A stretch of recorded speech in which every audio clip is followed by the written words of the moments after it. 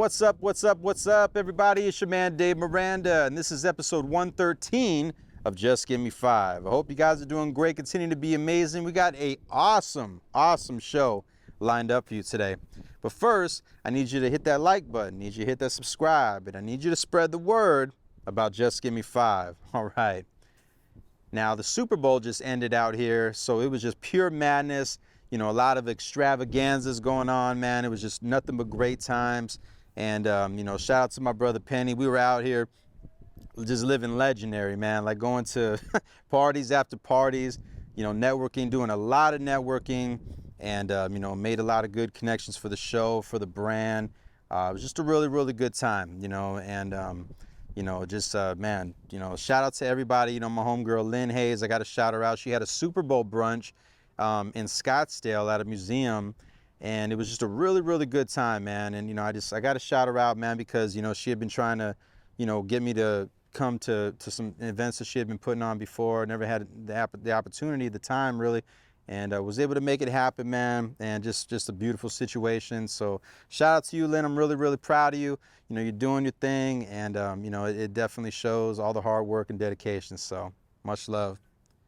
Now, if you guys caught episode 112, though, you saw we had none other than the one and only DJ Action. And let me tell you, man, you know, Action is just one of the most humble, you know, amazing individuals I've ever met in my life, man, because it's like, God, you know, you look at everything the guy's done, everything that he's still a part of, from Furious Styles, you know, Fader Manners, and, you know, the Pangean Orchestra.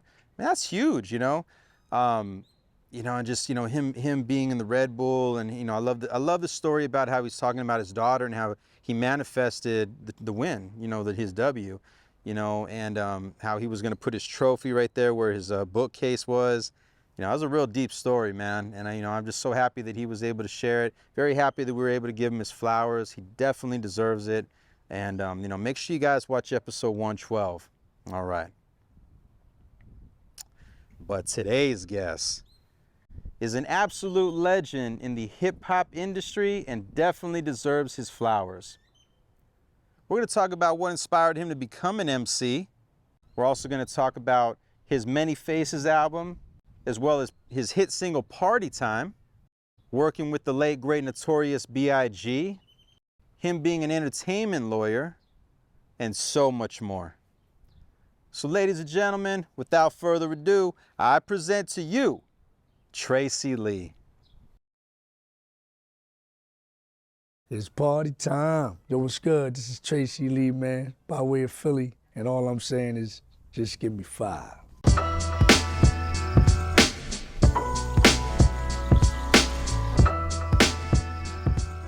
Man, I have a lot of inspirations, so I just can't narrow it down to just one. I would say the first would have to be Melly Mel. Like I'm I guess what they consider a OG now, you know what I'm saying? But Melly Mel was the first one to, you know, bring that lyrical aspect to MCing. It wasn't just throw your hands in the air, wave them like you just don't care. But it was him, it was Grandmaster Caz, it was Kool Moe Dee. That's the trilogy, you know what I'm saying? Yeah. But then as we move further along, I hear a record by a guy by the name of Tila Rock called It's Yours that still is giving me the dynamics of lyricism, commentating, illustrating, description giving, you know what I'm saying, adjective expert. So I was always fascinated with words. So then it was him, then it was probably my greatest idol was LL Cool J. Because he gave you the vocabulary, but then he gave you the energy on stage. He was really like the first real rap superstar, you know what I'm saying? But then, you know, you go into the next phase of lyricism when you start talking about Cool G Rap and Rakim and KRS-One and Chuck D, and, you know, then we get to Ice Cube, and then we get to Scarface, and then we get to Big Daddy Kane. So these are the guys that really inspired me, and they are still in my when people ask me who are your top 5, who's your top 10, they will always permanently be there, like, because these are the people that inspired me the most. I have my peers in peer group, which is the Jay-Z's, the Biggs, the Nas, but I can't put those guys in my 5 or 10 because they aren't the ones that inspired me to do what I do. Exactly. You know what I'm saying? And then now coming up in Philly, who, you know? Oh man, see, and I did this purposely because I wanted to keep a separate category for Philly MCs. So when you start talking about the Schoolie D's of the world, when you start talking about the, you know, the Fresh Princes, Will Smith, so you guys don't know, you know what I'm saying? You think Will Smith, oh, he's the actor, no, he was one of the fiercest MCs to come out of Philly, you know what I'm saying? Battle rapper at that, you know what I mean? You start talking about the Steady B's and the Cool C's and people like that, man. It's and then, you know, of course, you get into the later generations of the Beanie Siegels and the Young Chris's and Neefs and, you know, Cassidy's and, you know, the list goes Gillies and all of that, you know what I'm saying? The list goes on and on. But, you know, coming up, it was those guys that I just mentioned before, like I said, the Schoolie D's, the Fresh Prince, you know what I'm saying, those guys that really laid the foundation. Shout out to the youngsters as well, you know what I'm saying? I don't think they get enough recognition or credit, you know what I'm saying, for holding Bahamadia, for holding Philly Black Thought, of course, you know what I'm saying, for holding Philly down during a period where, you know, people may have tried to write us off, you know what I'm saying? Exactly. I was 12 years old, man. Like I said, the culture was always me, but it took the culture to be put on forefront for me to find my tribe. You know what I'm saying? So when I heard Rappers Delight, man, that was it. You know what I mean? But I didn't rhyme. I didn't start rhyming or wrote my first rap until I was 12. But between 13, well, let's say 14, 15, 16, I was actively trying to get a deal. But to answer your question directly, I was about 12 years old, you know what I'm saying? We recorded something. I was a part of a group called the MC5, you know what I'm saying? And, you know, I guess I was one of the ones that stood out based on the voice, based on the cadence, delivery, the bounce, you know what I'm saying? But it was an old school flow, because you're talking about 1982, you know what I'm saying? Right. So, but that's when, as early as then, I knew I had something, you know what I'm saying?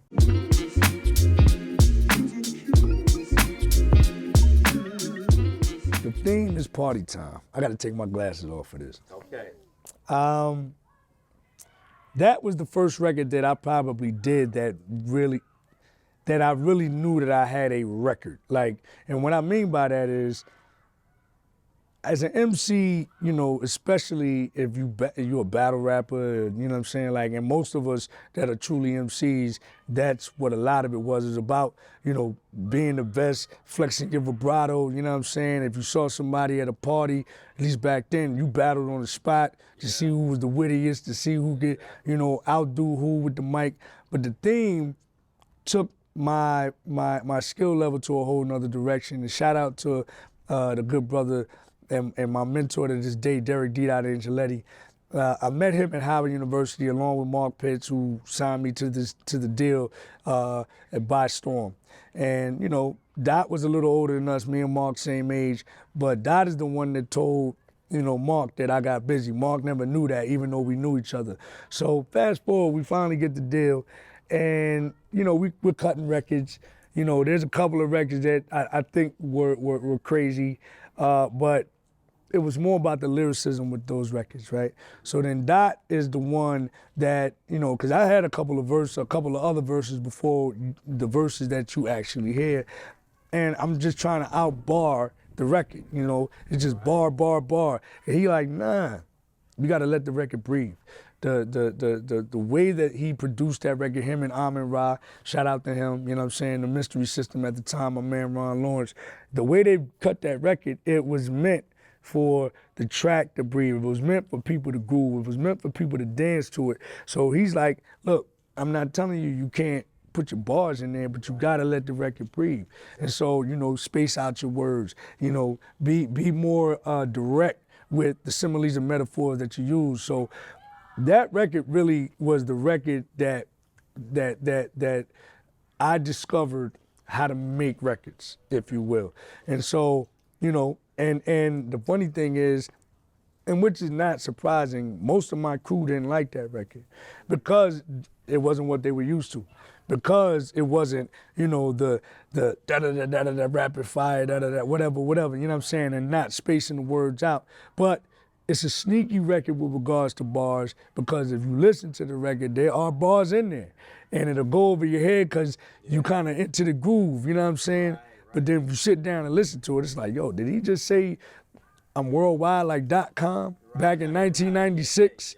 You know what I'm saying? When the internet wasn't really popping like that, you know what I mean? So, but that was the record, and then lo and behold, you know, after it starts to get airplay, now everybody loves it and stuff like that. But that was the record that really, you know, taught me how to make records, you know what I'm saying? Actually, the theme, it sped up the album because the record label, well, you know, back then, if you had a hot single, then the label wants to use that hot single to sell the product, to make their money back, if you will.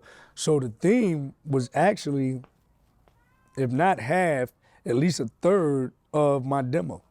Like 5 of those records on there, I had sent to Mark as a part of the demo. We only cut, let's say it was about maybe 14 records on there. We probably cut, I would say about 6 new records. The rest of that was the demo, you know what I'm saying? And so the theme sped up the process because once that caught fire, the label felt like, yo, we got to put something out so we can sell it, da da da da da. But the interesting thing about the theme, I mean, about Many Faces, is that it's like we kind of work backwards. So we had to put a product out, but then we had to tie it all together. And because I had these records that really, none of them sounded like the, you know, other records. Like there's only one theme on the record. There's only one Stars in the East. There's only one Give It Up Baby. There's no other records that sound like there's only one Professionals. So it's like you sit back and you look at the landscape and you say, damn, there's multifaceted. It's going in a lot of directions. And then I just was like, well, that's really a part of who I am. You know what I'm saying? Like and not to be inconsistent, but I'm versatile. I can do a lot of things, you know what I'm saying, and still be me. So, Many Faces, that's where the whole concept comes from. But then I needed to tie it all together, so then you got, like, 2 of the last records that I did was the Many Faces, the title track, right, and then Clue, Who Shot the LR. And so both of those, then you get to the creative process of, okay, since you're telling me you got many faces, let's develop some characters. You know what I'm saying? So then that's when you got the LR, you got L, you got Rock, you got Mr. Lee, you know what I'm saying? You got Trey. And then let's take it even further. Let's change up the voices. You know what I'm saying? So then you got the introduction with Many Faces, but then let's be creative and create a murder mystery at the end and call it Clue, Who Shot the LR, and use the different voices to try to figure out who did what, you know what I'm saying? So those are like the last 2 records that I did. You got bookends, you tie it all together, and voila, you have Many Faces.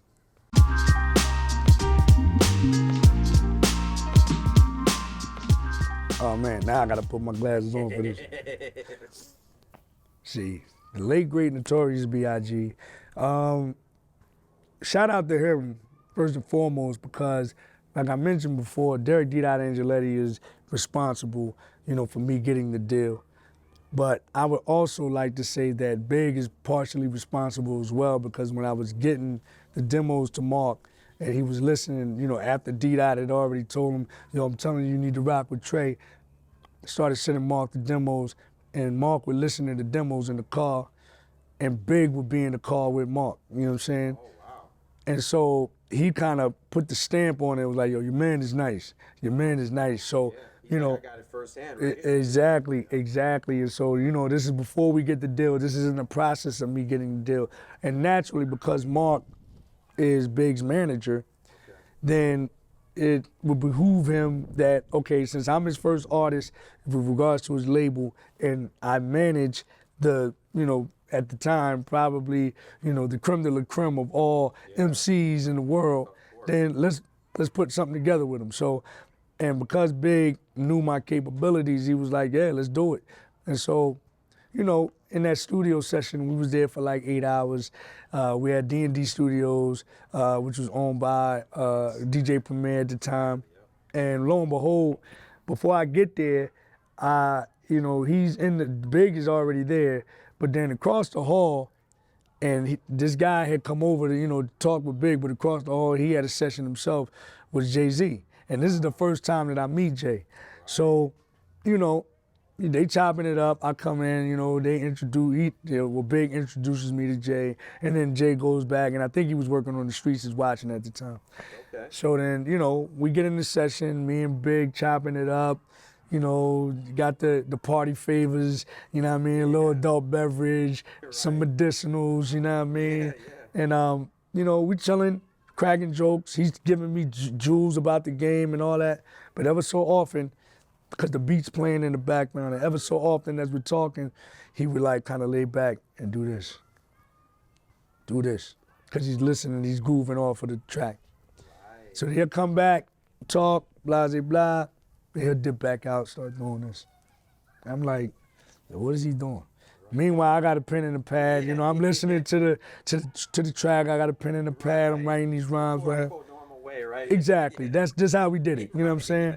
So then, say 6-7 hours into the session, after talking, shooting shit, he goes, "All right, I'm ready." I said, "Ready? Ready for what?" "Ready to get in the booth." I'm like, "Where's your pen and your pad? What do you mean you're gonna get in the booth? Like, what's going on?" Right. I was like, "You don't have nothing written down?" He's like, "Nah, it confuses me if I do that." I said, I don't know what that means. So nevertheless, and this is at the time, Big had just, he had an accident, so he couldn't really stand up much. You know what I mean? After the accident. Yeah. Okay. Yeah. So he's sitting in the chair the whole time, then he goes in the booth, put a chair, sits down in the chair, you know what I'm saying, and he's doing these rhymes. F that, I preach it, my non, all right, bring that back. That, I preach it, my non-reaches, the prestigious, and he's chopping it all the way down, and I'm looking like, yo, how is he doing this shit without it, you know what I mean? Come to find out he's writing the whole time, and he's writing the rhymes in his head. And I never understood what he meant by it confuses me until later.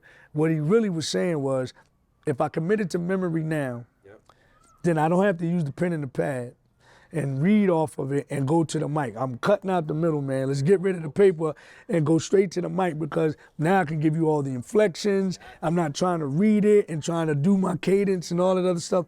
And so it made perfect sense later on after I thought about it. And as a matter of fact, I started to kind of adopt some of those ways, even there was an album that I did called ESQ, and I would say all of that album, I did it that exact same way. I didn't write down anything for that album, you know what I'm saying? So, but now I went back to writing because now I want to document these things, you know what I'm saying, for later on as findings, relics, whatever you want to call it. But that was the first time, and of course, people, now it's well documented that Jay doesn't write. It's well documented that, Lil Wayne doesn't write, but Big was the first one that I saw that didn't write those lyrics down. And again, it's because of his style, because Big has such a melodic style, and he can say more. I always say between him and Rakim, they say more with less, meaning they could find one word that most MCs need about 3 or 4 words to really give you the full meaning of what it is. Plus, he's a master at finding the perfect word, syllable-wise, within the beat, within the structure and all that other stuff. So because of his style, he was definitely able to pull that off where he could write in his head, not use a pen and a pad, and execute it effortlessly. Now, I'm going to be honest, man. This is no gas, you know what I'm saying? I'm just being honest here. I feel like, he really, really, really like just stepped it up lyrically on that record. He wasn't rapping like that on Brooklyn's Finest. He wasn't rapping like that on I Love the Dough with Jay. You know what I'm saying? Classic verses, don't get it twisted, you know what I mean? But he was spitting on that record, you know what I'm saying? And that's something that, as you being the main artist, the main feature, that's something to be proud of, man. Because I'm not necessarily just, that's why I say it's no gas. I'm just being honest that, he felt the need to go in. And see, that's what I think a lot of people overlook. And I'm not just saying that because it's me, but let's keep it a buck. Exactly. I think if people say that that's some of Big's best bars that they've ever heard, my question to you is, why did he go there? Why did he feel like he had the need to give, now that you're talking that, why did he feel like he had to elevate it? You see what I'm saying? Yeah.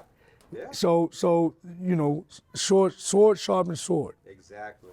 Exactly. So he obviously felt like he had to take it somewhere because the person that I'm rhyming with is gonna take it there too. Right. You know what I mean? And I'll leave it at that, because I don't like to toot my own horn, but I just want people to understand and realize, if you think Big gave you his best, then you gotta ask yourself what made him go there. Exactly, man. You know, and then, you know, you got a chance to also work with Busta. Yes. You know, and you worked with Kanye. Yes. You worked with early Ye. Yes, yes. In your personal, like your personal experience, your personal, like, how do you feel the difference in the Ye that you worked with to the Ye now? I told my brother this the other day. It's nothing different other than two things. He has billions of dollars, Right. and he lost his mother. And those are the things that if you're gonna say changed him, then that's it. But he's always been the cocky, confident, some people may say he's an asshole, but he's consistent. He's been that way from day one. You understand? Like, he and, you know, he has a little chip on his shoulder because people said that, you know, he was making these had this spectacular production, but people were like, yo, you shouldn't rhyme. Don't rhyme. We just want the tracks. Don't rhyme on them. And he had been rhyming on these joints from the beginning, but he was always telling people, I'ma show you. I'ma show you. I'ma show you. And then when he finally got the opportunity, he showed people, then that chip got bigger. It was like, I tried to tell y'all and y'all doubted me, so I'm gonna carry this all the way out. And so Ye has always been like that. Love him or hate him, he's always been like that. You know what I'm saying? How was that session though? You know what I mean? Oh yeah, no, that was, listen, I knew he had something special because we did a song called Catch 22. Chucky Thompson also co-produced, the late great Chucky Thompson, God rest his soul. He co-produced it. Well, should I say he added some extra flavor on there, overdubs and all that kind of stuff. But Kanye, we were trying to mix the record. Dotta's in there, and Chucky's in there. And Kanye immediately, after he had heard the first pass of the record, he was like, no, because there was elements of the record that we had taken out. He's like, what did y'all take that out for? Put that back in there. And he came in there and he started, but he commanded the room. And he probably was the most least experienced person in that room. You know what I'm saying? And so we fell back. I mean, he produced the record, let him produce the record. So we fell back and he created a monster. I wish the people, like, from a mass perspective, could have heard that record, like, because that album was never released. So, you know, and that was right before, it was all ready to go, it was packaged up, and that was right before I got dropped. And so, you know, we never released that album. But I mean, you know, he commanded the room, you know, at a very, very young, at a young age, number one, and very early in his career when he had no discography whatsoever. You know what I'm saying? Nice, man. You know, and then you also got to work with who I feel is like, I feel like these women are just like extremely slept on. You got to work with Changing Face. Yeah. Those my girls right there. Cassandra, Sharice, shout out to them, man. I mean, again, Mark Pitts managed them. So it's like, it's just a natural thing. If this is my first artist on my label, I'm gonna pair him up with the people that I already work with. And you know, they super cool. The vibe was there. They love what I did and I love what they did. And so it was really, it was seamless, man. We did what was the joint called? Nowhere.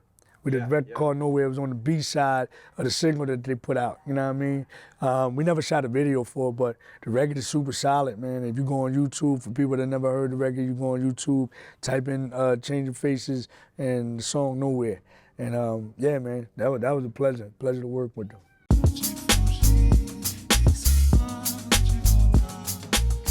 Interesting story. So 2001, I get dropped by Universal. Trying to figure some things out. What's my next step? started to do things independently, put out a couple of records, didn't really, have the push that you would have in a major label situation because you don't have the budget. But it did fairly well where we were. I was living in Atlanta at the time and had to figure out what the next step was. So, I'm a very spiritual person. I prayed a lot, and I got down to like really my last $7. And so, and I love telling this story.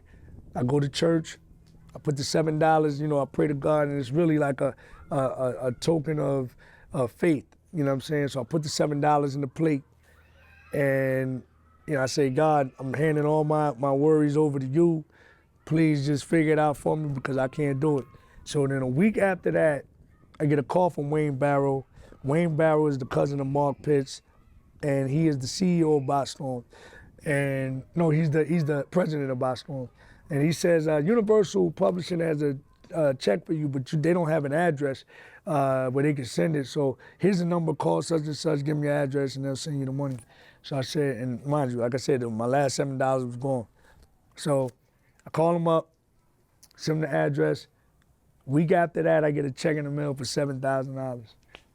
Week after that, I get another check in the mail for $57,000.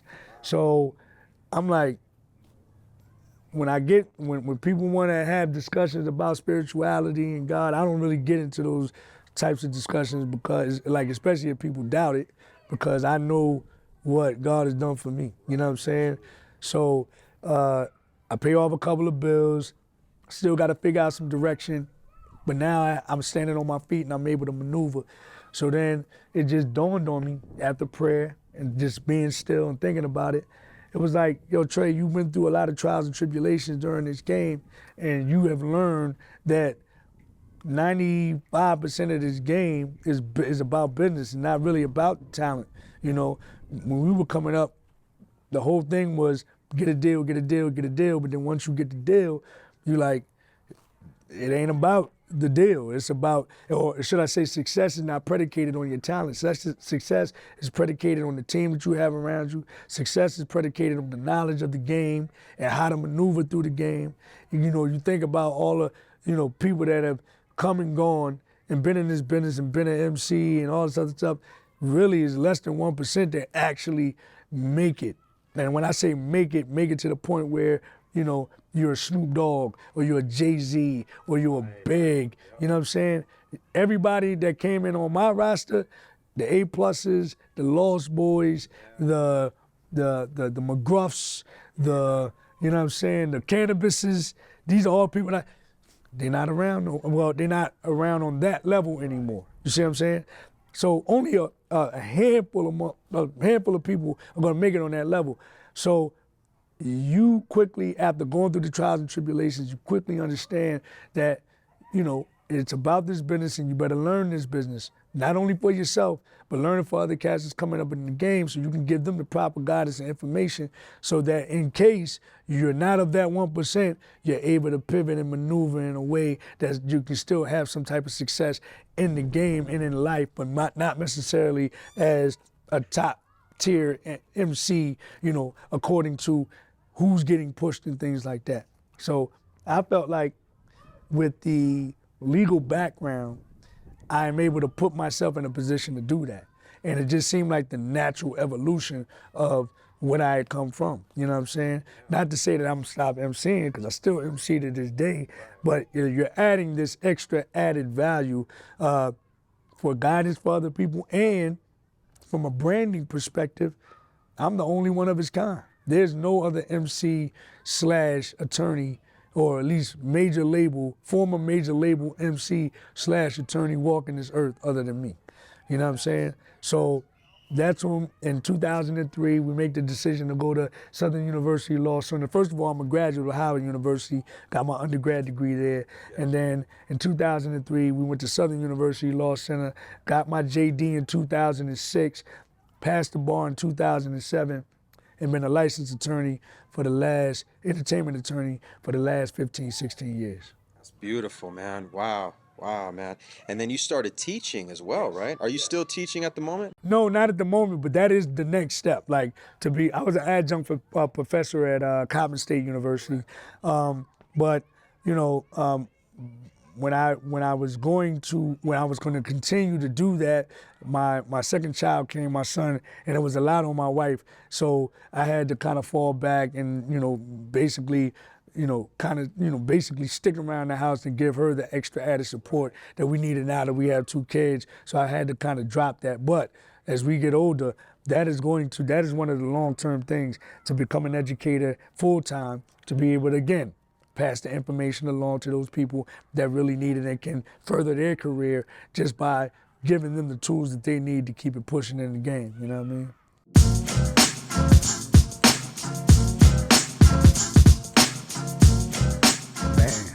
How does it feel? It's a blessing. It's a blessing, man. I take nothing for granted. First of all, shout out to my mother. Like, my mother is the foundation and the rock and the person that has made me the person that I am today. And just knowing that I am special and loved by her is all I really need. But it's extra added sauce when you have a loving wife and 2 kids that in their eyes you can do no wrong, you know what I'm saying? And then to have, I went to a boarding school in Philadelphia, Pennsylvania, by the name of Girard College. And so these brothers, and it was an all-boys school at the time, now, it's co-ed, but these brothers are people that I consider my brothers, you know what I'm saying? We grew up with each other. I've known them since I was 11 years old. And so to have that support, then you go to Howard University and you create these lifelong relationships and friends that you have to this day. Like, that's another core and sector. Then you have my brother and my sisters, you know what I'm saying, and my dad, you know what I'm saying? Then you have, even the whole Lee side of the family, and then the whole Baker side, which is my mom. It's like, we are all extremely tight, you know what I'm saying? So I know that I'm fortunate and blessed to have, just different pockets and sectors of people that consider me, or should I say, that I'm considered special to, and that, I am loved by, you know what I mean? So I take none of that for granted, man. I count my blessings every day, and I just thank God for, just creating me to be the person that I am, you know what I mean? Yo, what's good, man? This is Tracey Lee, and I just want to thank everybody for tuning in. You know what it is. I want to also say Party Time XXV is on all your streaming platforms, and you can go to TraceyLeeMusic.com to get any and everything. Tracey Lee, from the music to the merch to whatever, and that was my file. And there you have it, man. Shout out to my man Tracey Lee, you know what I'm saying? So we had a real good time, man. Super Bowl weekend.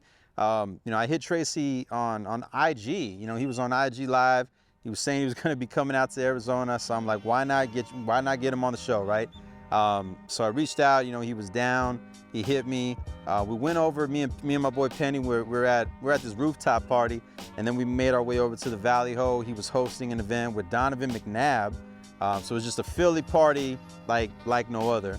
And, we were able to go over there, chop it up, man. And then the following day, me and Jimmy went and knocked out the interview. And just a really, really solid guy, man. I'm really just honored to have you on our platform, my brother. This was truly amazing. And, I wish you nothing but the best, man. Make sure you guys are following him on social media. And shout out to my brother Jimmy Nelson on the camera. Make sure you guys subscribe to that YouTube channel. Tell a friend to tell a friend. Don't forget to hit that bell notification so you get notified on all the upcoming episodes as well. All right. Well, this was definitely one for the books. I hope you enjoyed it as much as I did, though. And until next time, stay tuned, stay blessed, stay healthy, and just give me 5, y'all. Everything you